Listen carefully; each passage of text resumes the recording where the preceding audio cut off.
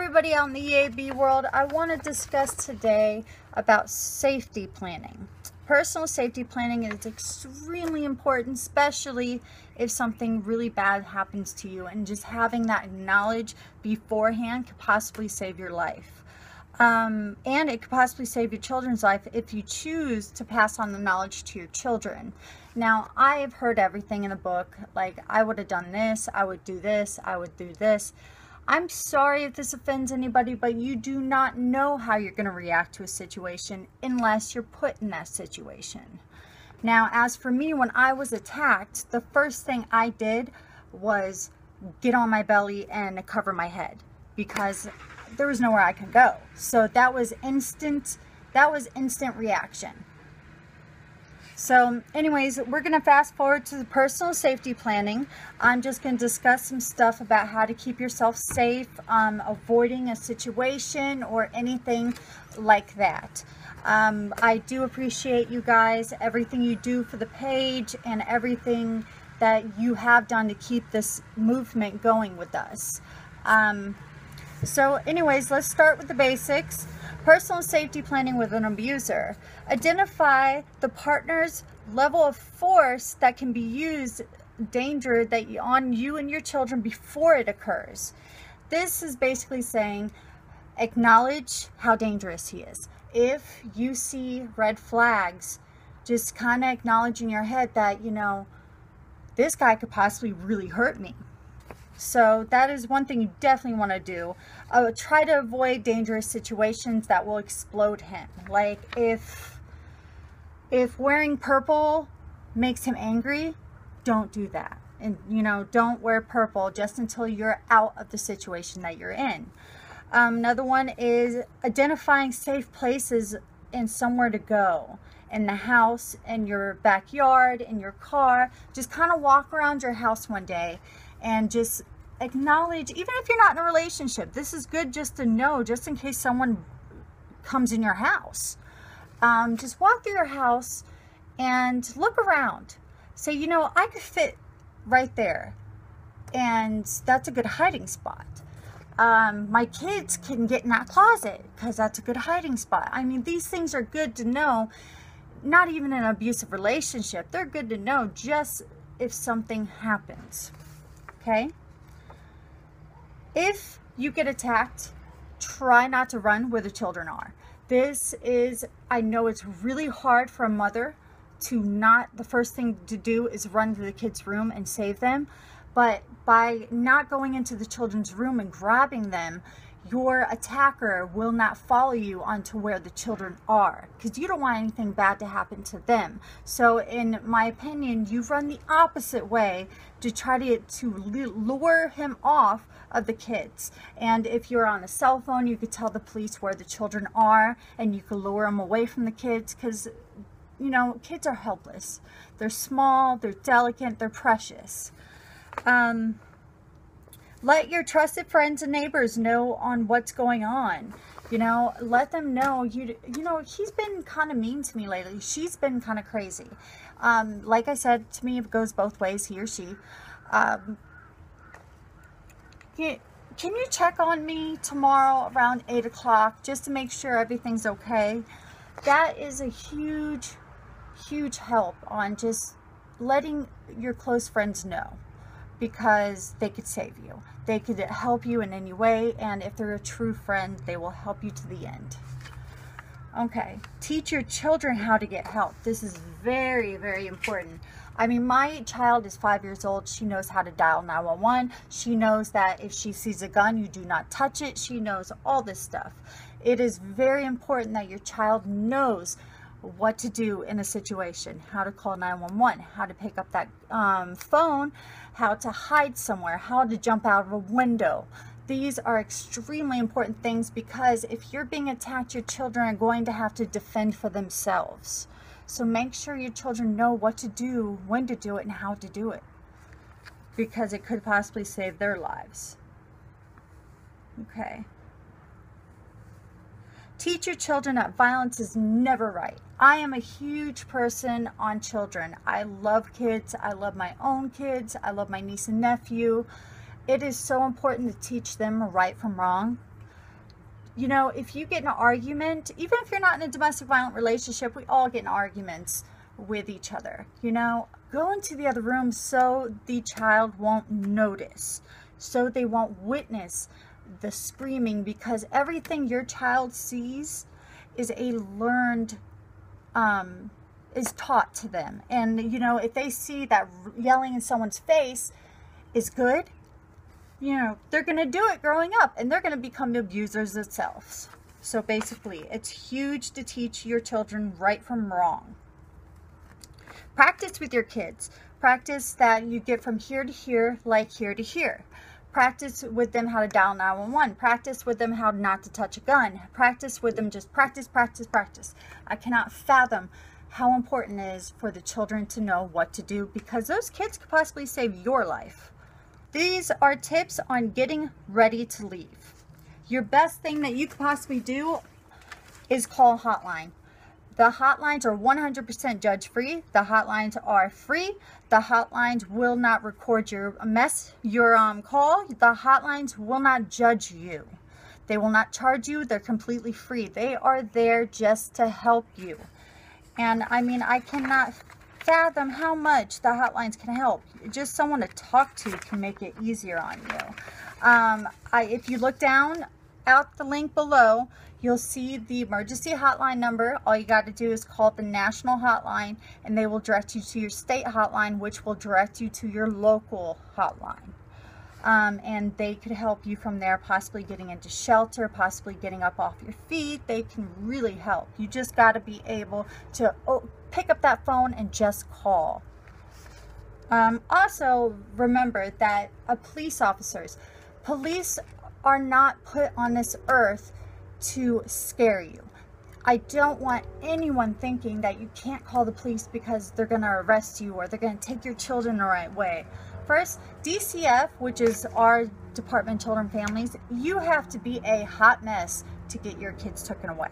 Like, we're talking, when they walk into the house, they see syringes on the table, bad. Don't ever think that DCF and the police are out to get you, because they're not. They're only there for what's good for you and your children. You can request an officer to stand by you at any time. If you are ready to leave and you got your your bags packed, then, you know, call that officer. Make sure he stands by just in case, you know, your abuser comes home or something happens. You want to make sure you have that big guy with the gun that's on your side.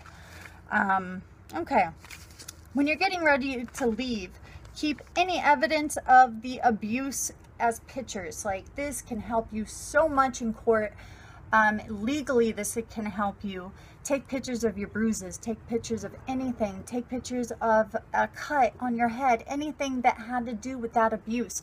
If he hit you and gave you a shiner, take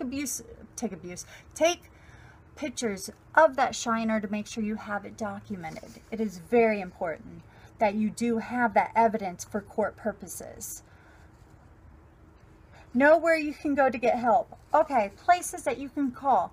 Call your friends, call your family, call 911, call 211. 211's a big one that will give you all the shelter numbers. Call your local shelter, call your local domestic violence shelter. They're there just to help you. If you choose, you know, if shelter's not for you, it's okay. At the shelter, we don't judge like that. If you don't think shelter is a best thing for you, we'll help you get to a safe place. We'll help you get that Greyhound ticket to your mother's house. We'll help you any way we can. Okay? If you are injured, make sure you go to a doctor or an emergency room or call 911. Make sure that you have that all documented. Make sure you take care of yourself. If you take care of yourself, it just, I mean, everything is just better in the end when it comes down to it. Contact your local battery shelter. Like I was talking about, we're not there to judge anyone. We're only there to help you. Let me discuss about shelters real quick. Shelters are amazing. I work in one. We are there just to help you. We advocate for you. We go over a personal safety plan with you. If you need bus passes, to get to your job, we provide it. If you need food, shelter for your kids, we provide it. Some shelters even have a kennel for your pets, and other shelters have children daycare. They're just so helpful, and it's 100% free. It's free of charge. There's nothing about a shelter that is negative. A lot of people hear the word shelter and they think cots on the floor. I mean, particularly the shelters I've worked in have flat screen TVs. They have rooms that hold up to 2 families. I mean, they are just wonderful in every aspect, and they could save your life possibly. I mean, you have no idea how much a shelter can really help a person. General guidelines in a abusive relationship. We already discussed police backup. If you need to sneak away, be prepared. I want you to I want you to pack a bag with all your belongings. Put at least 1 pair of clothes. Put everything that is that you can't replace this, such a birth certificate, your school records, your ID, anything. Put it in this little bag. Now take this little bag and put it somewhere in your house that you know that you can snatch it up real fast, because this is going to be your bag to go. So you want a bag for you, and you want a bag for your children. You can call it a hurricane bag if you live here in Florida, and you could hide it somewhere if he finds it, or if someone finds it, or she finds it. You can tell them, hey, it's a hurricane bag. It's a safety bag. That's all that is. And then if something ever happens, you snatch it and run.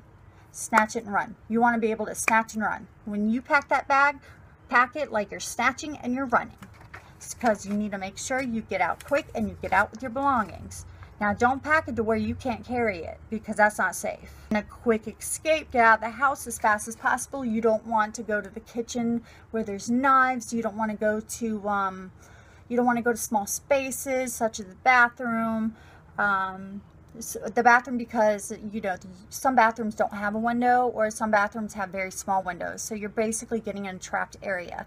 A closet, that's a trapped area. You want to get to a room that has an opening that you can get out of, you and your children.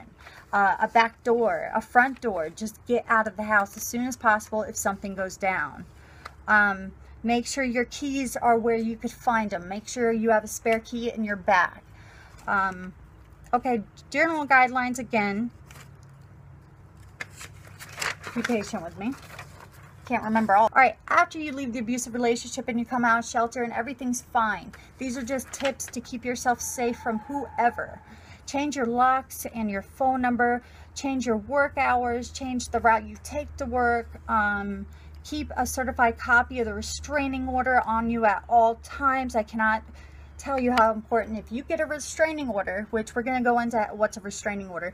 If you get a restraining order, make sure you keep it with you at all times, because if something happens, you don't have those papers present to the police are going to say, well, I'm sorry.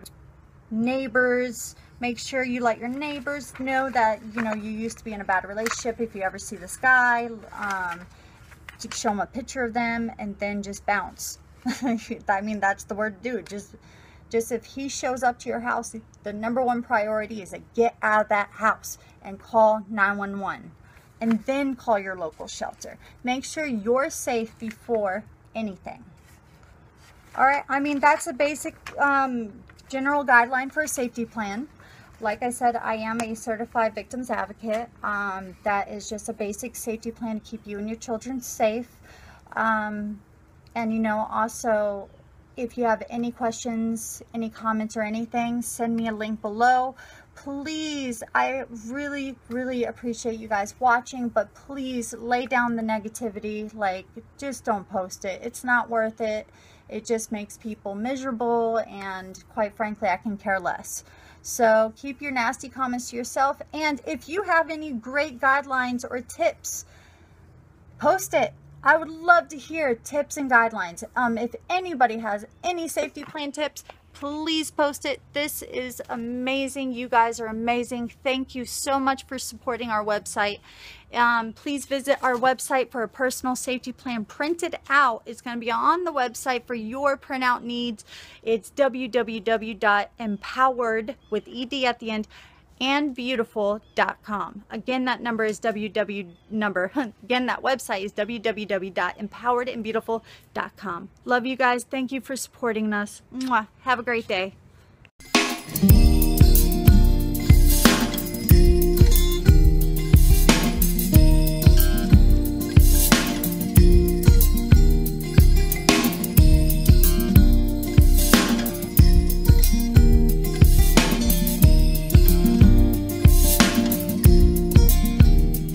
Squint your eyes and look closer. I'm not between you and your ambition. I am a poster girl with no poster. I am 32 flavors and then some, and I'm beyond your peripheral vision. So you might want to turn your head, 'cause someday you are gonna get hungry and eat most of the words you just said.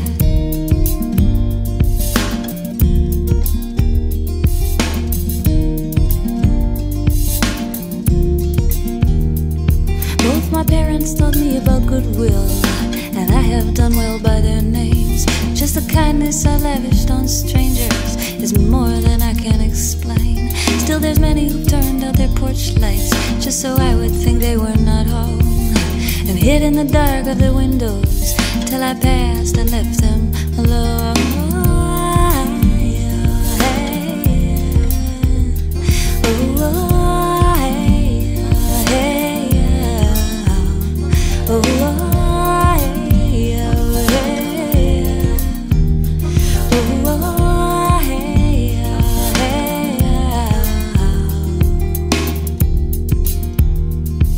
God help you if you are an ugly girl. Of course, too pretty is also your doom, 'cause everyone harbors a secret hatred for the prettiest girl in the room. And God help you if you are a phoenix and you dare to rise up from the ash. 1,000 eyes will smolder with jealousy while you are just flying there.